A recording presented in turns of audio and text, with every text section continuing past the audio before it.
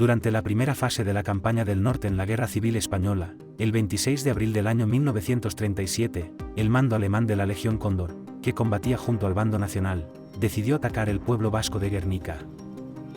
Al parecer pretendían derribar el puente norte de la villa con el objeto de dividir a los republicanos del País Vasco, pero no lograron su propósito, sufriendo el puente solo daños menores.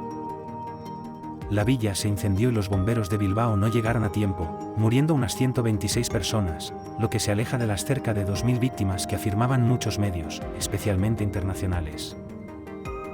El hecho que habría provocado la gran destrucción de Guernica, como indica el historiador Jesús Salas, fueron los incendios no controlados, que según los testigos luego del bombardeo afectaban a unos 50 edificios y que según el conteo efectuado al final de la tragedia, destruyó finalmente a 271 edificios, es decir, el incendio afectó a más de 200 edificios que no fueron afectados inicialmente por el bombardeo.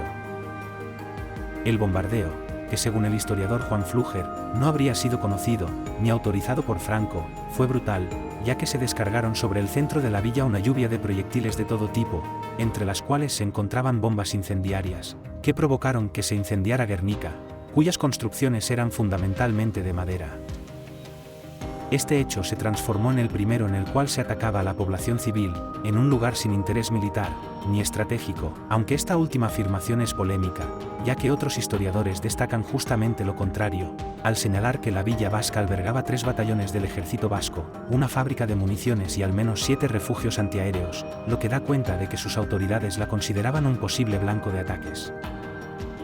El mural que Picasso pintó en 1937, inmortalizó este ataque, transformándose en uno de los hechos más conocidos de la guerra, mientras la obra de Picasso se transformó en un símbolo contra la barbarie de la guerra. El bombardeo de Guernica es uno de los hechos más conocidos de la Guerra Civil Española. La propaganda de guerra de uno u otro bando enfatizaron su visión de los hechos, muchos de los cuales, sin embargo, no distan mucho de la realidad vivida en otros pueblos de España. La prensa nacional adherente a uno u otro bando expusieron noticias de acuerdo a lo que convenía en aquel momento, como queda en evidencia en las siguientes publicaciones de la época. En Andalucía, zona controlada por el franquismo, se publicaba esta noticia en ABC, el 29 de abril de 1937. Guernica, destruida por el fuego de los rojos, con lo cual atribuyen la autoría del desastre de Guernica a los republicanos, los que en su huida habrían quemado la ciudad, versión que se mantuvo como oficial hasta la muerte de Franco, casi 4 décadas más tarde. Tiempo después, esta postura fue acompañada por fotografías, de gran credibilidad en la época, que servían para manipular a la población, como las publicadas en la revista Fotos del 8 de mayo de 1937, cuyo mensaje era la barbarie marxista en Guernica. En la misma fecha en Madrid, en manos de los republicanos, ABC tenía una visión diametralmente opuesta, criticando a los facciosos de atribuirles responsabilidad en los hechos. Guernica fue un hecho utilizado recurrentemente por la propaganda republicana, que la presentaron como un acto terrorista. De esta forma queda en evidencia que la prensa fue utilizada por cada bando como un instrumento de propaganda ideológica, lo cual impedía ver los hechos con imparcialidad.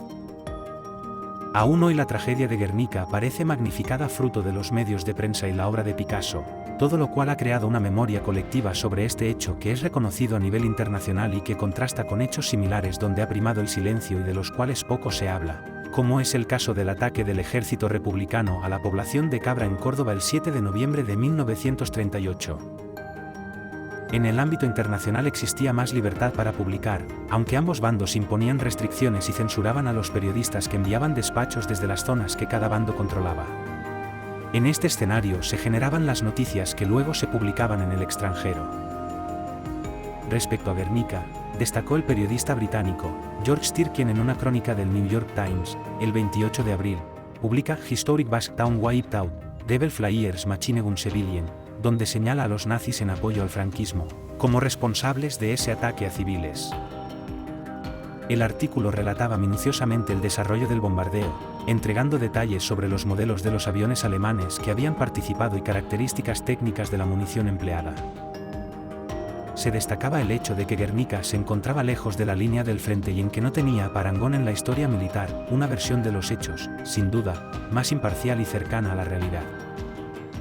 La repercusión internacional fue tal, que la Sociedad de las Naciones envió una misión militar que concluyó, contra la exagerada visión republicana, que las acciones apuntaban a blancos como el puente o estaciones de tren, no a blancos civiles. La prensa internacional, también, sin mucha rigurosidad comunicó la noticia dando cuenta de cientos de muertos, lo cual, como hemos visto, se aleja de la realidad. Es el caso de News Chronicle, el 28 de abril de 1937. Cabe mencionar, además, que muchos de estos medios se copiaban unos a otros, por lo que noticias de este tipo se replicaban y contribuyeron a magnificar la tragedia. Los ejemplos antes mencionados dan cuenta de la manipulación de la prensa en momentos críticos, como es una guerra. Desde luego la prensa internacional escapa a esta manipulación de los medios, sin embargo, igualmente puede verse afectada por las restricciones respecto a difundir ciertas materias, como también, al basarse en información local, muchas veces manipulada. Guernica nos ofrece un sinnúmero de ejemplos de manipulación de los medios, como los vistos anteriormente y cuyo impacto permanece, incluso hasta el día de hoy, ya que luego del fin del gobierno de Franco se pasó de una visión falsa que responsabilizó a los republicanos a una visión que exagerada de los hechos realmente ocurridos. Nos encontraríamos ante lo que el historiador García de Cortázar define como una elaboración de un mito de origen para asegurar la difusión de una determinada percepción de un hecho del pasado, la cual debe ser conservada. De esta forma la memoria colectiva los mantiene vivos, muchas veces como símbolo, en este caso, de la matanza de civiles, pero también como una mirada al futuro, frente al cual deseamos que una situación así no vuelva a ocurrir. Sin embargo, esta voluntad de conservar algunos hechos del pasado, debe convivir con otras realidades del pasado, igualmente crueles, donde prima el silencio, como ocurrió con el bombardeo de Cabra del año 1938, presente solo en la memoria individual de las familias afectadas. Como afirma García de Cortázar, la memoria es selectiva y puede ser condicionada desde cada presente, una selección natural de hechos del pasado que resultan pertinentes para el presente y que se vuelven más importantes. Esperemos entonces, que en el futuro, hechos como los de Cabra, encuentren también, los consensos necesarios para visibilizarse como los de Guernica, o más bien, mejor que los de Guernica, sin deformaciones históricas y con el mismo respeto a sus protagonistas. Para conocer más sobre este y otros temas, no dudes en suscribirte al canal, dale like y déjanos tus comentarios. Recuerda que este canal de divulgación histórica está especialmente pensado en contribuir a la formación de las nuevas generaciones. Si quieres aportar con ideas, bienvenidas son en los comentarios. También puedes aportar económicamente en el enlace, gracias, de este vídeo.